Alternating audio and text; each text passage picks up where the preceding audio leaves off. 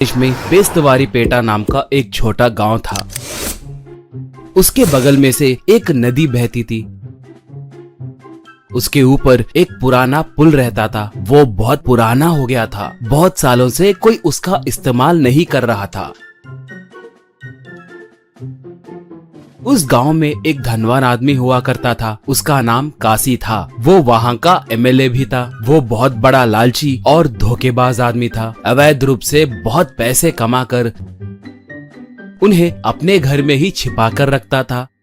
उसके बेटे का नाम मधुसूदन था। वो पढ़ा लिखा था, दिल का बहुत अच्छा था। गांव में किसी को कोई समस्या आती तो वो उनकी मदद करने में सबसे आगे रहता था। उस ब्रिज को पार करना मुश्किल होने के कारण गांव वाले नाव में नदी को पार करके जाते थे। काशी उन नाव को चलाने वालों से भी पैसे लेता था।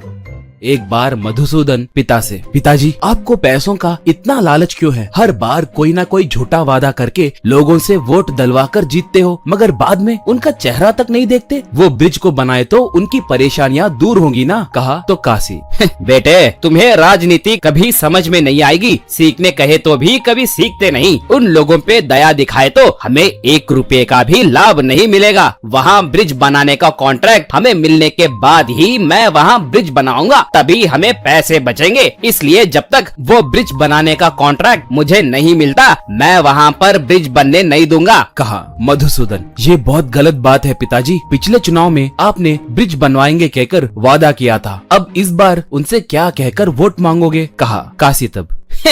देखते रहो बेटा, मैं क्या हूँ तुम्हें जल्द ही पता चलेगा। कहा काशी चुनाव से पहले प्रचार करना शुरू किया।